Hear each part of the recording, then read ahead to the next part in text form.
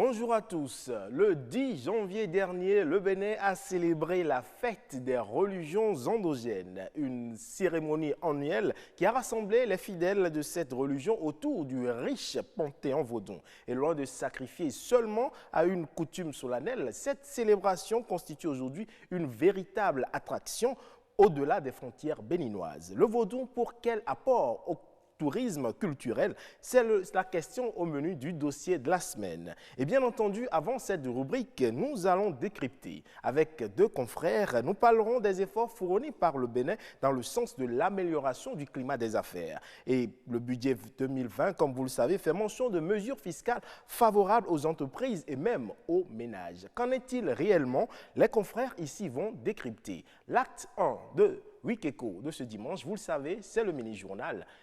À la présentation, Nadège Omolade Sané.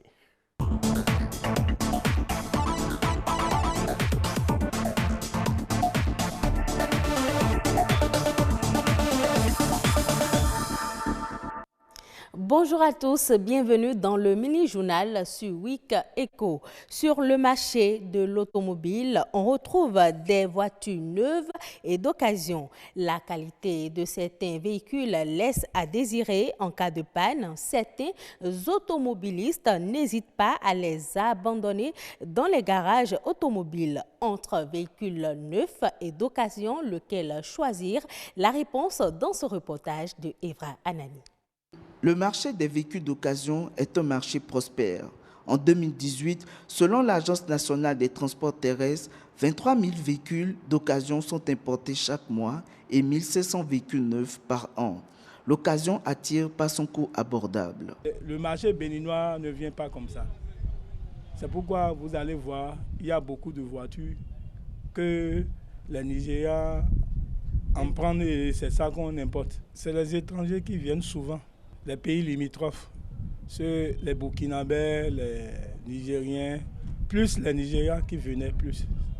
C'est eux les grands consommateurs. Un marché qui pèse plus lourd que le neuf. Voilà comment on est tenté de définir le secteur des véhicules d'occasion. Cependant, un véhicule d'occasion peut cacher des surprises pas toujours agréables. Les véhicules d'occasion leur permettent à un moment donné de satisfaire leurs moyens de déplacement. Mais au bout de 2 mois, 3 mois, ils commencent pas à avoir des problèmes. Parce que c'est des véhicules qui sont suffisamment utilisés avant de venir dans nos pays. Pour la plupart, les véhicules d'occasion représentent la bonne affaire, voire même l'affaire du siècle. Mais il faudrait garder en tête qu'un véhicule d'occasion vous réserve beaucoup de surprises. Et ces mauvaises surprises-là balaient drastiquement l'opportunité en fait, de prix à moins de coût des véhicules qu'on trouve généralement sur le parc. Alors le véhicule neuf, dites-vous que c'est quand même l'assurance d'une sécurité pendant minimum, quand vous l'entretenez bien, 10 ans. 10 ans pendant lesquels vous n'avez pas de problème majeur. C'est-à-dire que tous les problèmes liés au moteur, tous les problèmes liés au calculateur, ça c'est des problèmes c'est des vices qui sont souvent cachés quand on achète des véhicules d'occasion. La crise a renforcé le marché de l'occasion. Chacun cherche avant tout le meilleur prix. Les chiens douanes ne sont pas égaux. Il y a d'autres qui ont les moyens d'aller directement dans les usines pour acheter les véhicules neufs. Il y a d'autres qui préfèrent acheter les véhicules d'occasion. Mais naturellement, on constate que les véhicules d'occasion sont plus résistants que les véhicules tout neufs. Pour convaincre, les concessionnaires de véhicules neufs ont des arguments bien rodés.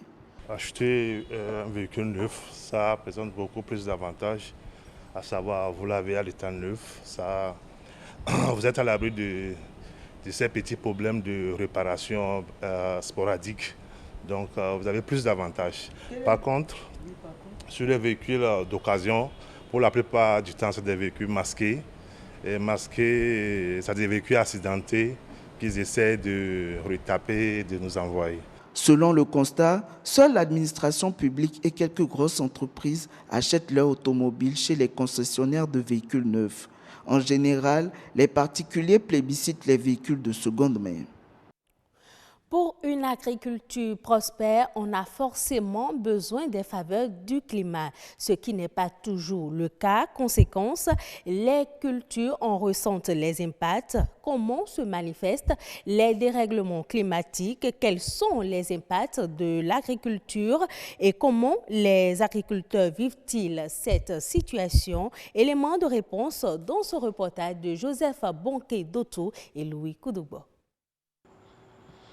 L'agriculture et le climat sont deux concepts indissociables. Alors que l'un dépend inévitablement de l'autre, il est à remarquer que ces dernières années, le climat a subi de profonds dérèglements. Un phénomène qui a sans aucun doute des répercussions sur l'agriculture.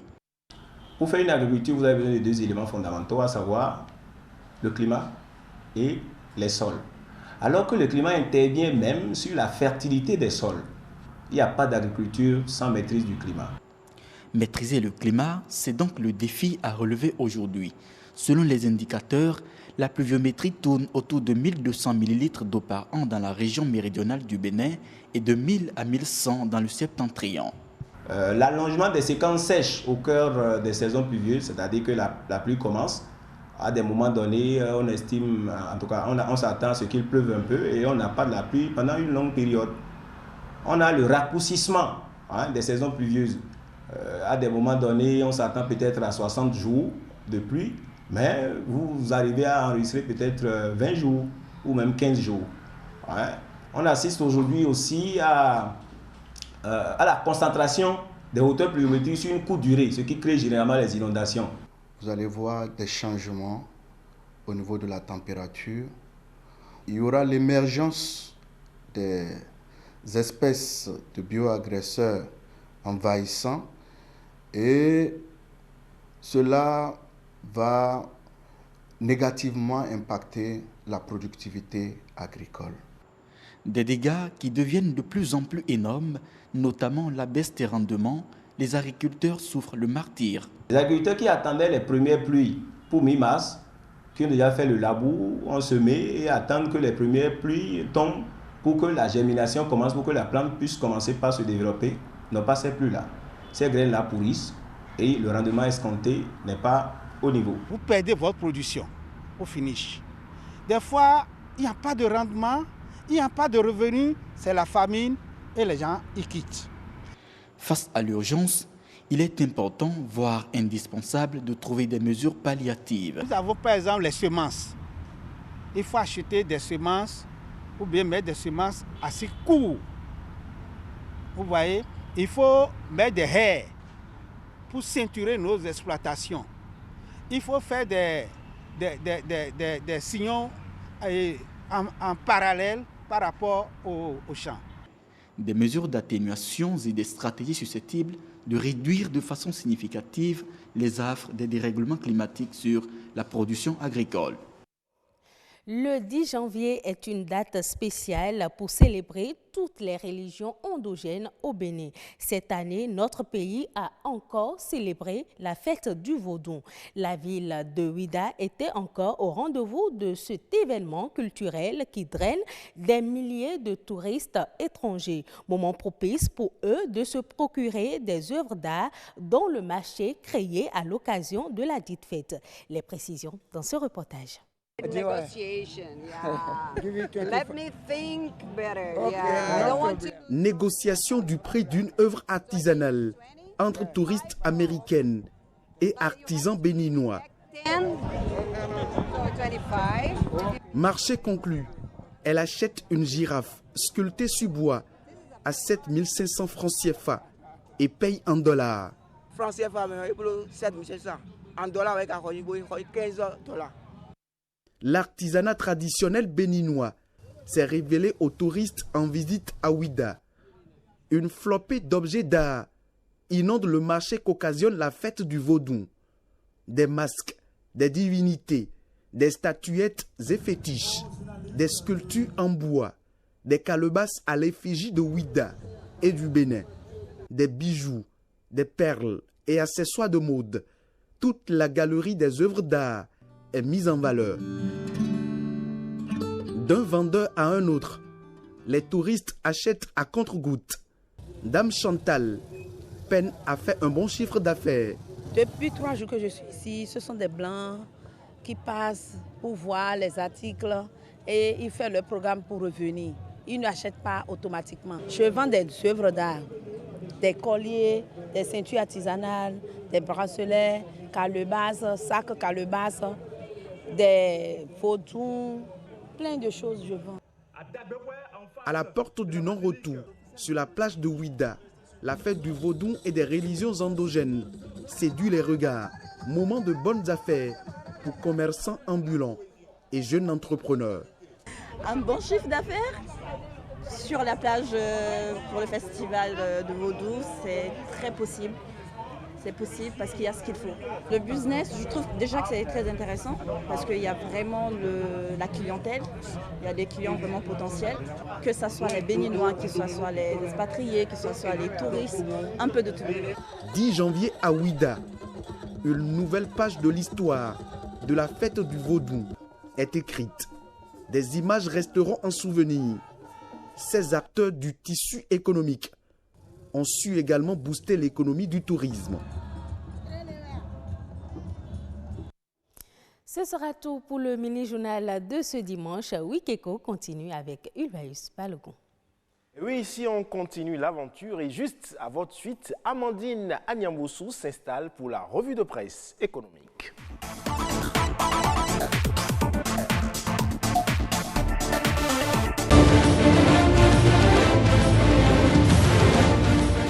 Mesdames, Messieurs, bonjour et bienvenue dans la revue de presse économique de Wikeko. Activité économique au Bénin, le taux de croissance tablé sur 7,6% en 2019. C'est ce qu'on peut lire en manchette du quotidien La Nation en date du 7 janvier 2020. Le journal rapporte des chiffres issus du rapport semestriel d'exécution de la surveillance multilatérale de l'UEMOA de décembre 2019. D'après le quotidien de services publics, c'est une embellie portée par le dynamisme de l'ensemble des secteurs de production, à savoir les secteurs primaires, secondaires et tertiaires. Le potentiel s'intéresse au même sujet et fait mention, lui, de résultats substantiels au niveau de l'administration douanière, de l'administration du Trésor, de l'administration des impôts, du foncier en matière de contrôle, de supervision et de gestion de la dette. Le secteur agricole bientôt dynamisé, financement de l'agriculture, le Fonds cohésien de développement se positionne, c'est ce que titre La Nation. Une mission de ce fonds séjourne au Bénin dans le cadre du financement du programme d'action du gouvernement PAG dans le secteur agricole. Sur un autre plan, La Nation nous informe que le paiement mobile de la TVM est désormais effectif, une action qui s'inscrit dans le cadre de la digitalisation des services d'impôt. Dans un tout autre registre, Fraternité s'intéresse aux réformes fonctionnelles à la Chambre de commerce et d'industrie du Bénin. La cotisation annuelle des entreprises est désormais entre 20 et 200 000 francs CFA.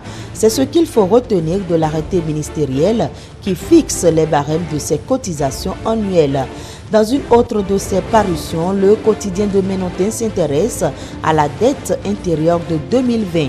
Le Bénin à nouveau présent sur le marché des titres après 9 mois de trêve. C'est ce que titre Le Canard, un positionnement qui fait suite à l'avis d'appel d'offres d'émission par adjudication. Quelles sont les mesures fiscales de la loi des finances gestion 2020 favorables au climat des affaires au Bénin?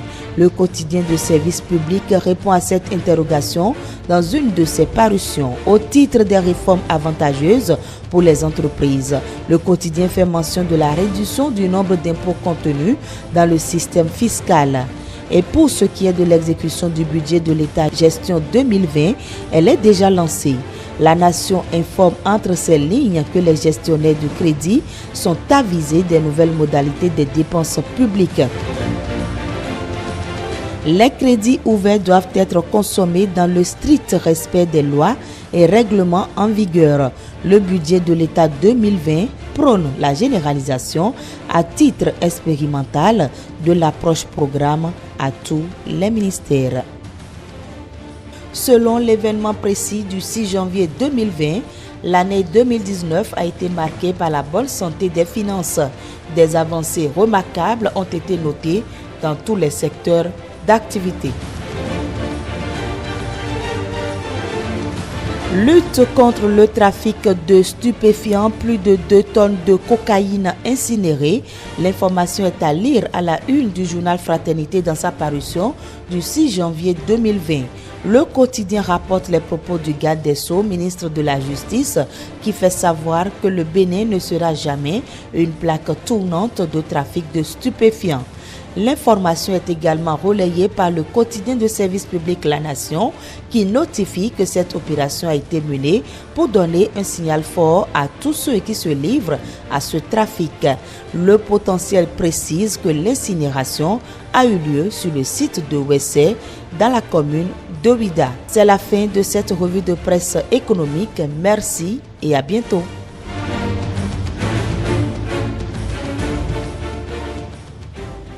Merci à vous Amandine, et si vous avez bien suivi la revue de presse, vous l'aurez certainement entendu, la loi de finances 2020 offrirait des mesures fiscales favorables au climat des affaires. C'est le sujet du décryptage.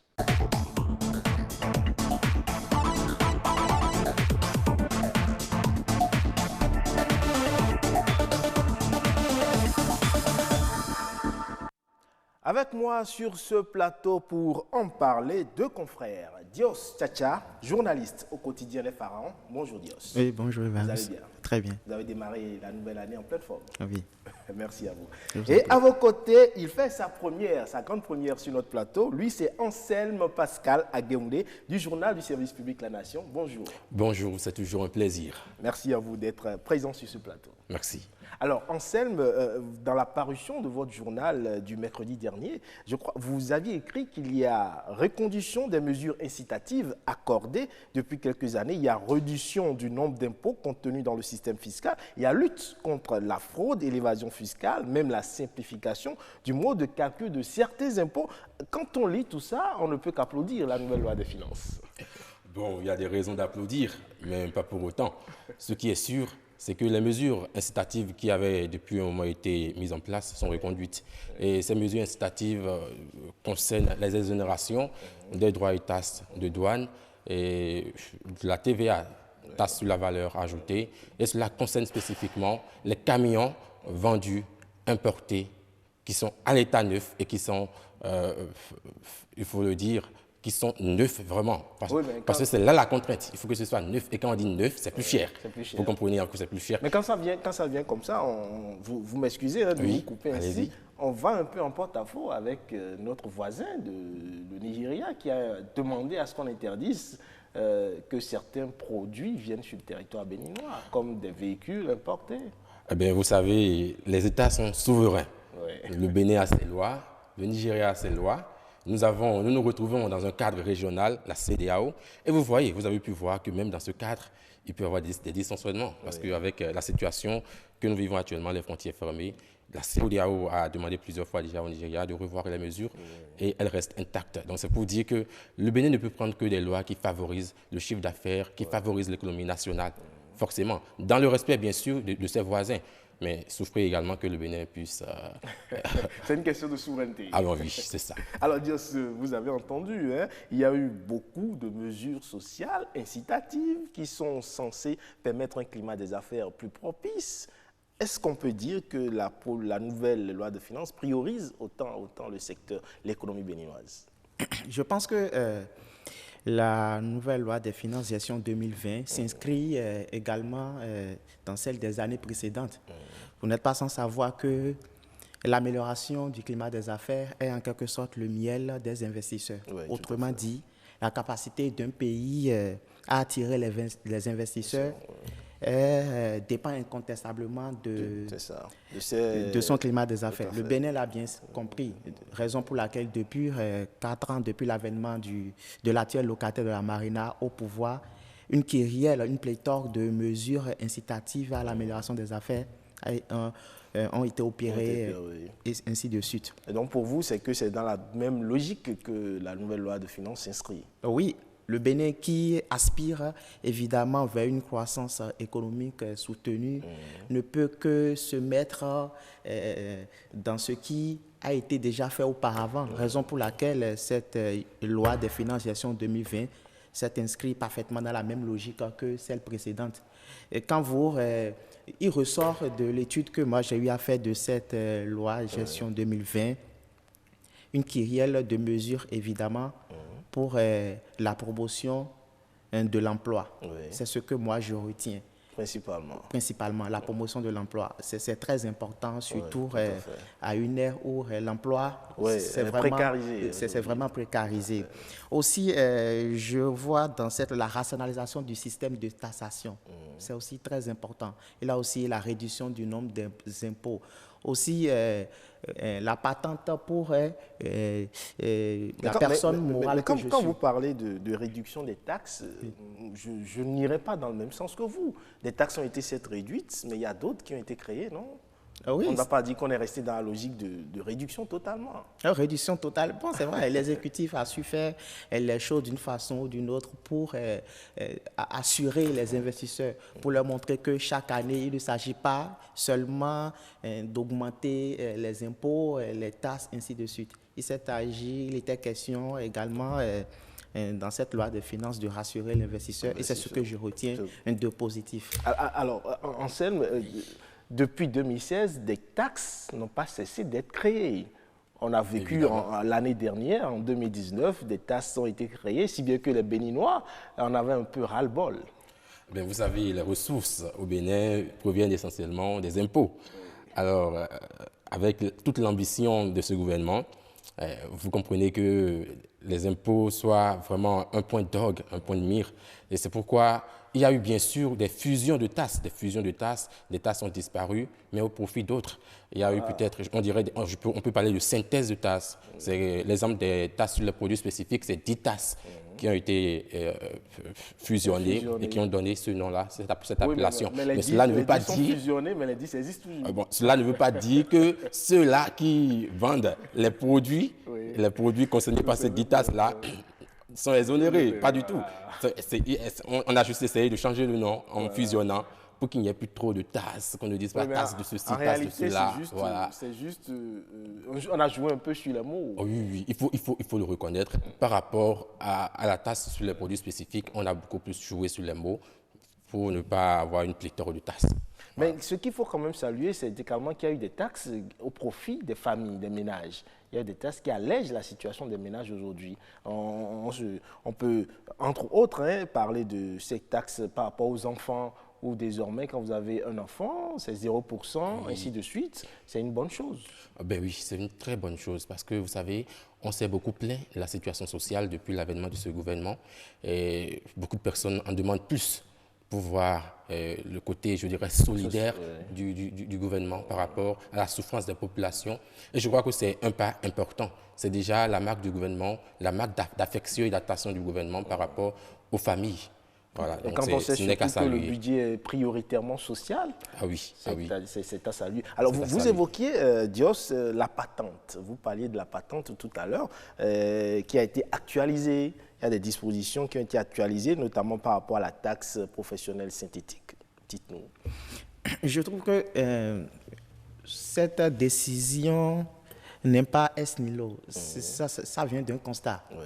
C'est-à-dire l'exécutif a constaté qu'il a certaines tâches qui ont toujours été difficiles pour les personnes morales que nous sommes. La patente, par exemple, est aujourd'hui, dans la loi des finances gestion 2020, plus facile à calculer. L'exécutif nous a de se faire simplifier la vie. Ça, il faut le souligner, c'est un grand pas. Nous faciliter la vie, c'est déjà quelque chose de bien, puisque aujourd'hui, concrètement, il faut le dire, je n'avais pas cette impression de savoir calculer la patente dans mes... ça, j'ai l'honnêteté intellectuelle de le dire. Oui, alors que la loi de finances actuelle nous permet de... Exactement, nous a facilité cette tâche et tout ça. Ça, c'est déjà un grand pas, comme je viens de le souligner. Maintenant, j'ai aussi remarqué dans cette loi de finances la lutte contre la fraude fiscale et l'évasion fiscale. La fraude et l'évasion fiscale. C'est un cheval de bataille pour le président Talon. Depuis son avènement au pouvoir, il a dit maintes fois, il a réitéré, il a réaffirmé lutter contre la fraude fiscale. Et je pense que le marteler à nouveau dans cette loi des finances, c'est une assurance pour les investisseurs. Alors, une assurance pour les investisseurs. L'autre chose, c'est que ça fait partie des recommandations du Doing Business. Eh bien oui. Alors, il faut reconnaître que la loi des finances pour la gestion 2020 rassure quant à la lutte contre la fraude. Et d'ailleurs, s'inscrit dans les recommandations, les critères du Doing Business. Alors, vous savez, pour revenir un peu sur, par exemple, sur le sujet de la patente, vous savez, la patente, c'est destiné aux collectivités locales. Voilà. Et c'était vraiment pénible à calculer. Droit fixe, droit proportionnel, avec majoré des centimes additionnels. Vous voyez, c'est tout un calcul. Et il n'y a que l'inspecteur des impôts qui vous aide à le faire. Aujourd'hui, ou plutôt heureusement, je ne sais pas, l'inspecteur des impôts peut être de mauvaise foi. Exactement. Aujourd'hui, vous n'avez plus à faire à l'inspecteur des impôts pour chercher à négocier même. Parce que vous savez, les pratiques, vous les connaissez. On peut chercher à négocier un peu. Et ça, c'est du manque à gagner pour l'économie nationale. Et c'est également du manque à gagner pour celui-là qui se livre à l'activité. Parce que tu paies des à côté alors que tu aurais pu payer le légal. Tranquillement. Donc, je crois que le BNE fait des efforts pour assainir un peu les finances publiques. Alors, toujours pour assainir les finances publiques, mais l'autre chose, c'est qu'il y a des taxes, un nouveau prélèvement au profit. Désormais, le citoyen doit désormais payer une nouvelle taxe pour regarder la chaîne de télévision publique. Ah ben, ça doit être un plaisir pour vous. Ça doit être un plaisir pour vous, parce que, vous savez... Parce qu'avant, c'était à 3 000 francs, je crois que c'est passé à 4 000 francs. Voilà. Vous voyez. Mais dans le même temps, vous voyez, il y a quand même la taxe de statistiques qui est passée de 5% à 1%. Vous voyez, donc il y a quand même des mesures compensatoires. Voilà. Mais comprenez que le service public, la télévision, le service public quand même est très important dans une nation. Vous savez, c'est aussi un signe de souveraineté. Alors, sa survie dépend de chaque citoyen. Alors, on veut mettre en fait le citoyen à contribution pour la survie de ce qui lui appartient. C'est oui, ça. Mais mettre le citoyen à contribution, également, il faut penser à relever le niveau de vie du citoyen. Les salaires doivent aussi augmenter, non? Bon, c'est notre vœu pieux. C'est ce à quoi ce que nous cherchons et ce que nous souhaitons tous. Bon, il faut espérer qu'avec les mesures qui sont prises, si les finances sont assainies, si l'État arrive à beaucoup plus percevoir ses impôts, à engranger suffisamment, je crois que la redistribution sera plus facile. Il faut l'espérer. Il faut espérer que la redistribution soit plus facile et que chacun, où qu'il soit, dans n'importe quel secteur, qui puisse ne pas trop sentir ces taxes-là au quotidien. Non? Oui, il faut d'abord dire à cet effet que qui veut la qualité aussi doit être prêt à mettre... à sortir les moyens. Oui, à sortir les moyens. Aujourd'hui, quand je prends par exemple le plateau sur lequel nous sommes, je pense que c'est beaucoup c'est un peu plus sophistiqué que ce à quoi on assistait par le passé. Et le citoyen doit être prêt à mettre aussi la main à la pâte, histoire de pouvoir aussi participer à ce que nous voulons tant, à notre vœu à tous. Concernant tout ce que la loi des finances, l'amélioration du climat des affaires et tout ça, les Béninois que nous sommes, nous avons toujours souhaité ça. Et si on souhaite cela et c'est maintenant une réalité, une évidence, il faut qu'on doit s'entendre maintenant à une redistribution, ce dont vous avez parlé tout à l'heure. Et c'est moi, en tout cas, c'est mon vœu à moi, à l'orée de cette nouvelle année, que notre fruit, le fruit de nos dix labeurs soit pouvoir rétribuer convenablement. Que cela soit redistribué convenablement. Oui. Alors, mais est-ce qu'on peut dire que la loi des finances 2020 priorise une politique fiscale d'impulsion économique? Bien sûr, on peut le dire à partir du moment où nous avons posé le postulat de l'assainissement des finances publiques. Nous avons déjà de façon matérielle montré en quoi cette loi-là nous aide à lutter contre la fraude, en quoi cette loi-là nous aide également à réduire tout ce qui est faux frais, nous aide à éloigner l'évasion fiscale. Et cette loi, surtout, élargit l'assiette fiscale. Parce que vous voyez, il y a l'obligation de déclaration désormais. On fait confiance à l'entrepreneur. On lui dit, toi-même viens te déclarer, toi-même viens donner ton chiffre d'affaires et c'est par rapport à ça qu'on va te calculer ta taxe professionnelle synthétique. Alors vous voyez, il y a un climat de confiance qui se met entre l'entrepreneur, l'opérateur et l'État. Alors je crois qu'à partir de ce moment-là, on peut dire que oui, c'est une politique d'impulsion économique où les entrepreneurs trouvent leur place, trouvent beaucoup plus de facilité à agir, à entreprendre et à engranger. Et parlant du climat des affaires, on était 149e, si je ne m'abuse. Tout porte à croire qu'avec cette loi de finances, on pourrait grimper peut-être de 5, 10, voire plus. Pourquoi pas? C'est ambitieux. C'est ambitieux parce qu'on sait que le ministre d'État s'est désolé de la place qu'on a occupée durant l'année. Ça veut dire que beaucoup de choses ont été faites et que cela devrait normalement se traduire à travers l'évolution au niveau des classements. Exactement. Je me réjouis d'ailleurs que la situation qui aurait pu atténuer notre marche vers la croissance économique, je parle de la fermeture des frontières, soit intervenue un peu avant l'élaboration du budget. Vous voyez? Donc c'est clair que l'État a pris en compte les risques qu'il y a et a taillé le budget de façon à ce que nous puissions parvenir à atteindre nos objectifs. Oui. Donc, on peut vraiment espérer que nous puissions peut-être prendre 2, 3 points, 4 points, sachant très bien que les autres nations également ne vont pas se laisser faire. Également. Voilà. Alors, Dios Techa, nous allons vers une économie résiliente. Oui, nous allons vers une économie résiliente. Ce que je puisse dire d'abord à ce propos, c'est la fermeture des frontières qu'on observe depuis plusieurs mois. Ça n'arrange pas trop les affaires du Bénin. Ça a beaucoup agi sur l'économie béninoise. Sur l'économie béninoise. Heureusement, comme l'a souligné mon confrère, lors du dernier rapport Doing Business, les frontières, la fermeture des frontières n'ont pas trop pesé dans la balance. Donc, il faut s'attendre lors du prochain rapport que cela impacte plus ou moins négativement le Bénin. Et avec le travail qui est fait, on espère que ce sera moins. Oui, encore que les autres pays ne donnent pas. Le Togo à côté continue, poursuit sa marche inévitablement vers le développement et tout ça. Donc, il va falloir que le Bénin, les autorités nigériennes et béninoises s'activent. Nigérianes et béninoises s'activent pour que les frontières soient réouvertes le plus tôt possible. Encore que le jeudi dernier, le chef d'État l'a martelé à nouveau au corps diplomatique qu'il s'attelle pour une réouverture des frontières. Je pense qu'il faut pouvoir traduire ces propos, ces paroles dans des actes concrets pour que le Béninois puisse souffler à nouveau. Puisque, il faut le souligner, cette fermeture des frontières, tant bien que mal, nous impacte réellement. En tout cas, moi, ça m'impacte. Il y a beaucoup de Béninois qui font des affaires avec le Nigeria et qui se retrouvent sur le carreau. Eh bien oui, c'est vrai, ça impacte le Bénin, il faut le reconnaître. On est une économie qui, malheureusement, je ne vais pas dire malheureusement parce que ça nous profite également. C'est un marché potentiel, le Nigeria, mais on est une économie qui dépend beaucoup du Nigeria. Et dans ce contexte, vous voyez combien la fermeture peut entraver les affaires, aussi bien des petits opérateurs que des grands opérateurs. Aujourd'hui, c'est difficile. Voilà. Merci à vous, chers confrères. Anselme Pascal Aguemdé du journal du service public La Nation. Merci d'être passé sur ce plateau. Un plaisir. À côté de vous, Dios Techa du journal Les Pharaons. Merci d'être passé. Un plaisir aussi partagé. Merci à vous, chers téléspectateurs. On passe sans plus tarder au dossier de la semaine.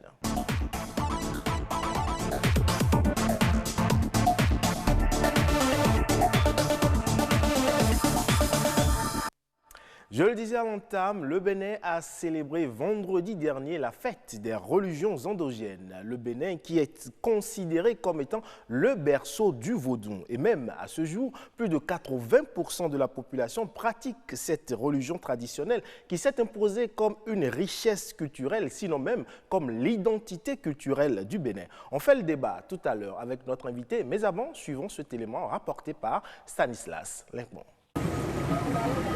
Des touristes bien intéressés ici par la danse des adeptes de la divinité vaudou. Au son du tam-tam et du gong, les vaudous s'y gratifient ces curieux de leur pas rythmé qui suscite admiration. Le vaudou, cet héritage culturel, est ainsi en vente, mais faute d'outils statistiques, on ne peut quantifier son apport à l'économie touristique du Bénin. Quoi qu'on dise, notre héritage culturel, notamment le vaudou, est déjà en vente, est déjà commercialisé. Vous savez, il y a plein de toubabs, de touristes blancs, de curieux, de scientifiques, de chercheurs européens, occidentaux qui parcourent nos couvents, qui ont même des titres de prêtres, de tout ce que vous savez, qui une fois dans leur pays deviennent des experts, des consultants et vendent ce savoir-là qu'ils ont acquis en quelques années. Faire profiter à la nation tout entière de cette offre touristique disponible, cela préoccupe plus d'un. Néanmoins, il faut d'abord remplir une condition.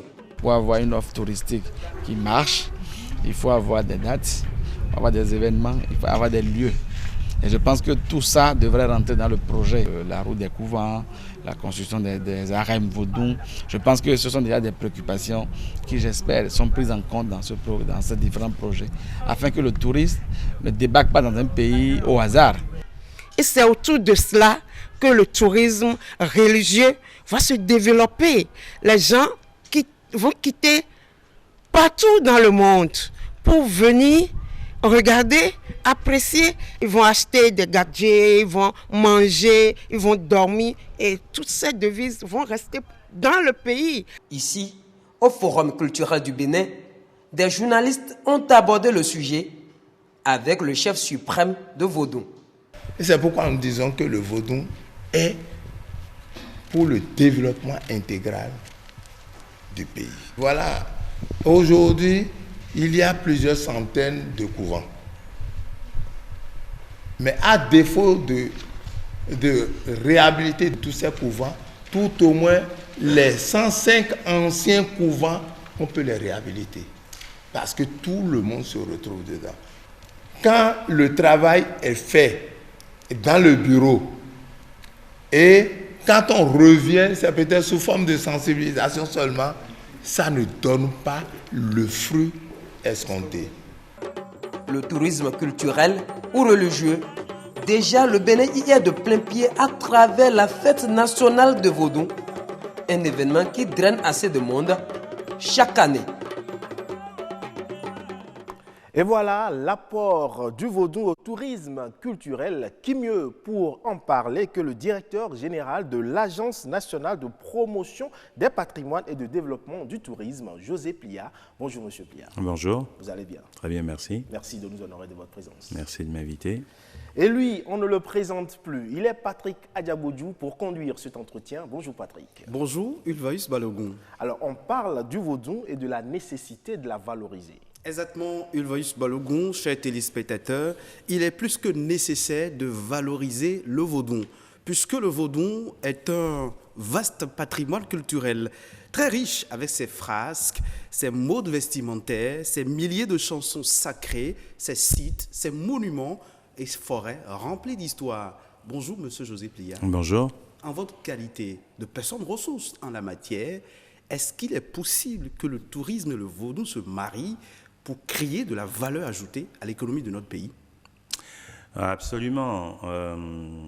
Ce qu'il faut dire, c'est que le gouvernement de Patrice Talon a fait le constat que le Bénin était un pays où il y avait un très riche potentiel touristique. Ouais.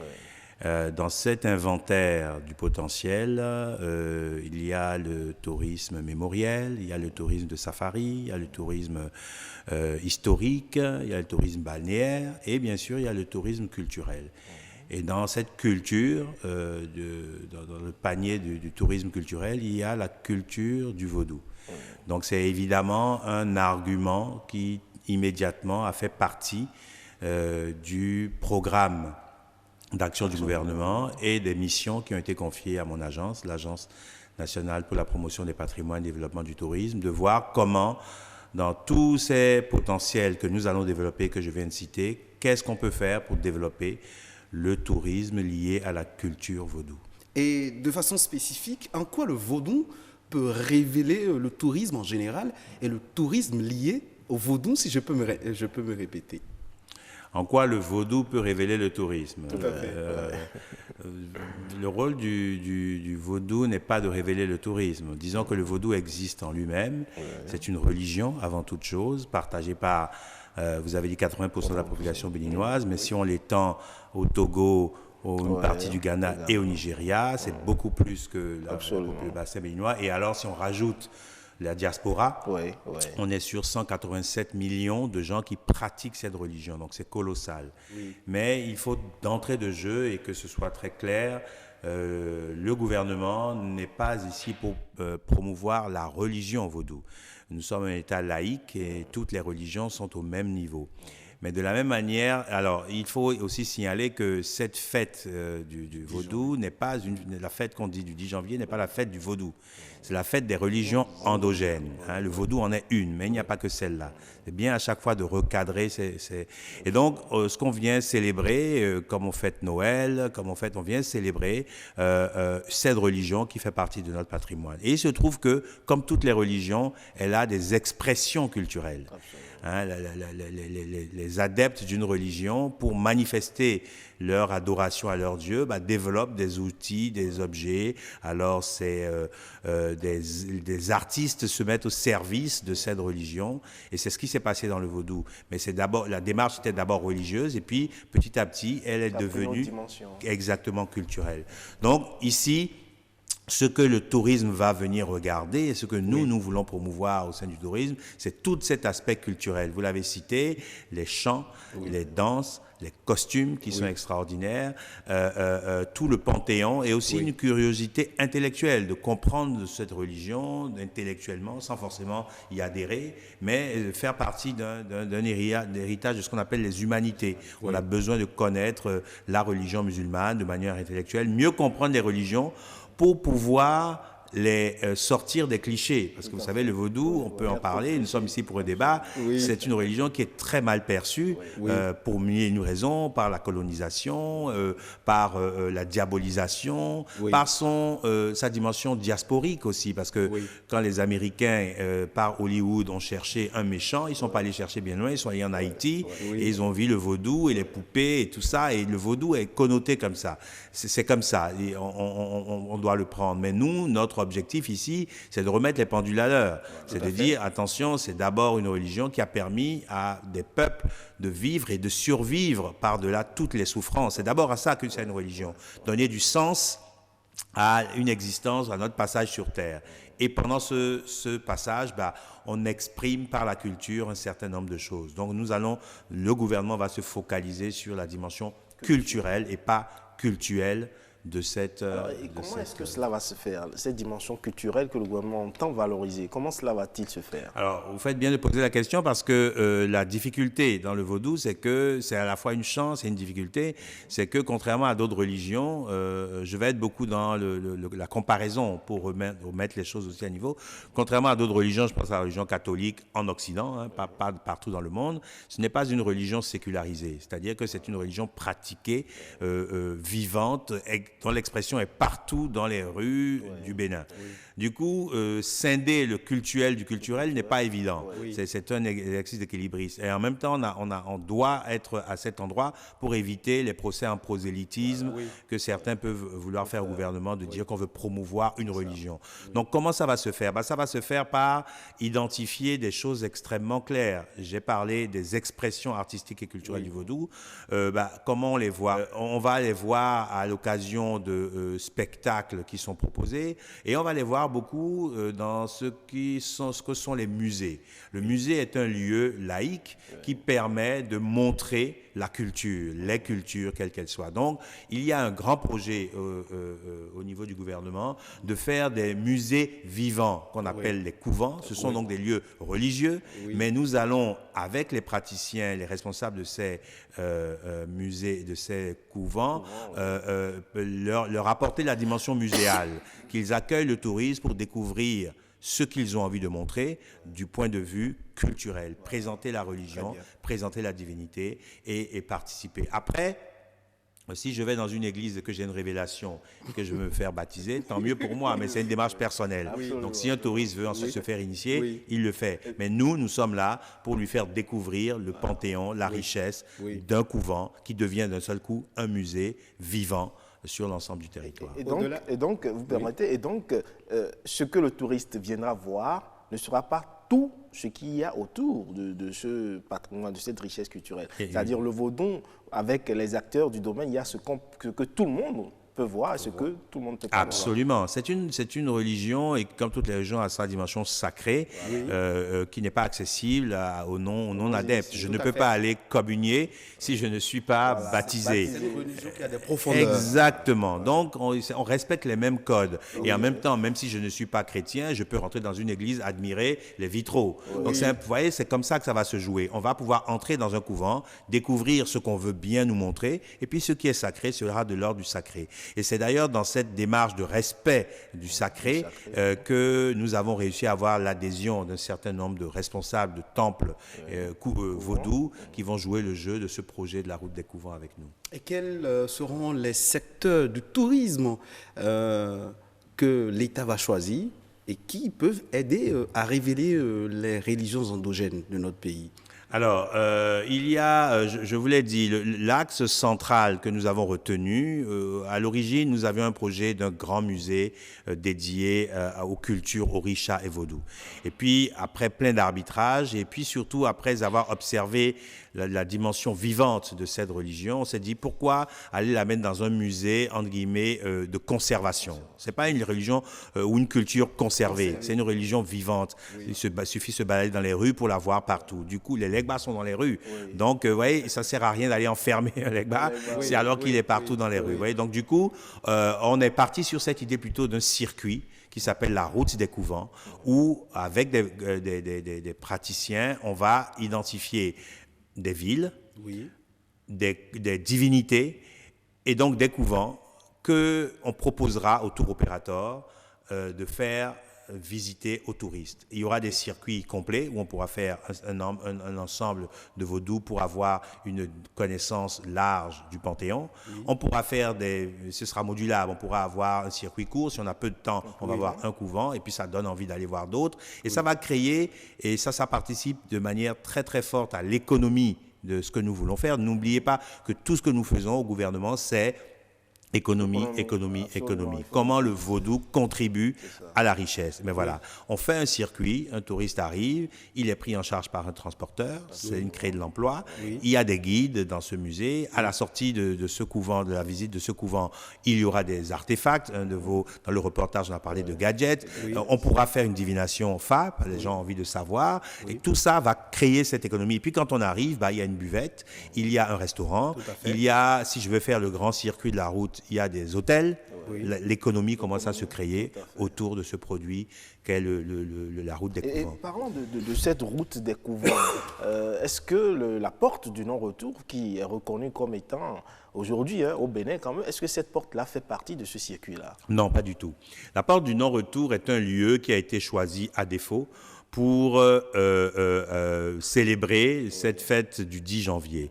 Les couvents sont à l'intérieur de Ouida et c'est un ou plusieurs couvents de Ouida qui vont faire partie du circuit. On va distinguer, vous parliez de qu'est-ce qui va créer la richesse. Il y a des événementiels, le 10 janvier, ça crée de la richesse, ça draine du monde, c'est important, mais il y a le quotidien. Toute l'année, quand il n'y a pas le 10 janvier, la route des couvents sera disponible pour permettre à des touristes autour du vaudou, donc de créer de la richesse. Ça, c'est une première chose. La porte du non-retour, ne l'oublions pas, c'est d'abord du tourisme mémoriel. Ce n'est pas du tourisme vaudou, c'est du tourisme mémoriel. Et dans la restructuration que nous sommes en train de faire, tout ce qui est autour de la porte du non-retour va retrouver sa dimension de tourisme mémoriel depuis la place place Tchatcha, mais là aussi il faudra qu'on rectifie. Le nom originel, c'est la place aux enchères. Place aux enchères, et les 3 kilomètres, avec le chemin de croix qu'on connaît, Zumbodi, enfin tout ça, va être réaménagé pour permettre au tourisme mémoriel de se développer avec un aboutissement à la porte du non-retour et une nouvelle attraction, on pourra en parler plus tard, qui sera le bateau négrier. Donc tout ça, c'est du tourisme mémoriel. Ça n'empêche que pour l'événementiel, on pourra utiliser l'espace de la porte du non-retour, mais la bonne nouvelle, c'est que pour préserver la sacralité du mémoriel, on va déplacer juste à côté. Il y a un projet d'arène qui va être construite juste à côté de la porte du non-retour et qui désormais sera le théâtre de la fête du 10 janvier. Comme ça, on scinde le tourisme mémoriel, du tourisme culturel autour du vaudou. Au-delà de ces belles ambitions que le gouvernement entend mettre en œuvre pour booster le tourisme béninois, selon vous, qu'est-ce que les garants de la tradition peuvent faire pour faire de la fête du 10 janvier, qui est une fête des religions endogènes, un grand jour du tourisme béninois? Ces garants de la tradition doivent être des partenaires parce que pour que le tourisme fonctionne, c'est une chaîne. Oui. On ne peut pas faire de la fête du 10 janvier des religions endogènes un événement touristique sans que les garants de la religion ne jouent le jeu, comprennent les enjeux. Ils ont décidé le 10 janvier de sortir de leur couvent et de montrer. Oui. C'est leur contribution, ça. Maintenant, nous allons les aider à structurer. Vous voyez ce qui est en train de se passer, par exemple, c'est à Porto Novo, où il y a un festival autour de cette fête du janvier, en amont, en aval. Voilà, c'est ce genre de structuration qui crée la richesse. Si à Ouida, par exemple, nous avions commencé les festivités depuis une semaine, imaginez toutes les richesses qui commenceraient à entrer. On ne peut pas attendre le dernier moment pour faire l'événement. On fait en amont, pendant et après. Et ça, on le fait avec les gens. Il faut qu'ils comprennent ces enjeux économiques et le gouvernement est là pour les soutenir et les accompagner. Mais aujourd'hui, c'est vrai, le 10 janvier, ça traîne du monde, mais aujourd'hui, on sent quand même que l'économie autour de cette fête n'est pas encore bien assise. Absolument, et c'est vraiment dommage, c'est une pitié quand déjà quelqu'un dans le document qu'on a vu a très justement posé la question le journaliste, je crois, a posé la question de comment mesure-t-on l'économie, comment quantifier. Voilà, ça, c'est un des grands chantiers que le nouveau ministre du Tourisme et de la Culture a pris en charge, qui est ce qu'on appelle le compte satellite, qui va nous permettre d'avoir des outils de quantification pour savoir d'abord combien de gens réellement viennent, qu'est-ce qu'ils dépensent, voilà, on n'a pas ces outils-là aujourd'hui et il faut les faire. Donc ça, c'est la première chose. Après, de manière empirique, pour moi qui ai fait les 3 dernières fêtes du 10 janvier à Ouida, je peux dire, premier constat, il y a beaucoup de monde. Beaucoup de monde. Deuxième constat, ce beaucoup de monde-là, je ne vois pas les retombées concrètes. Voilà. Je vois des marchandes, je vois des marchands d'art, etc. Mais tout ça n'est pas structuré. Voilà. Et comment l'État récupère aussi sa part de tout ça. C'est tout cet accompagnement. Il faudra des hôtels, créer des hôtels. Exactement. Les hébergements, les restaurants. Et le jour de l'événement, avoir des stands, des choses qui sont structurées. Alors, la bonne nouvelle, c'est que nous y travaillons. Ce sera tout à fait inédit de voir comment nous sommes en train d'accompagner, en tout cas les gens de Ouida, parce qu'à Porto Novo, ils ont trouvé les moyens de se faire accompagner. Et petit à petit, nous allons étendre cette structuration économique autour des différents événements qu'il y a sur le territoire. Merci à vous, José Plia. Vous nous avez édifiés à travers ces belles explications.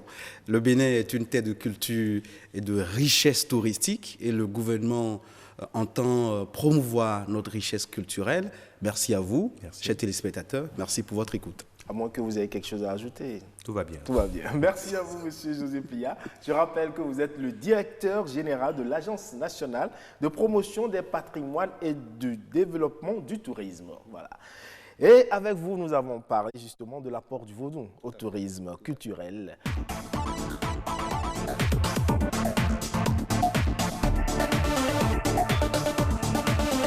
C'est fini pour Week Echo de ce dimanche. Merci pour votre aimable attention. Suivez-nous en rediffusion demain, lundi à 11h, mais également en replay sur la chaîne YouTube de l'ORTB.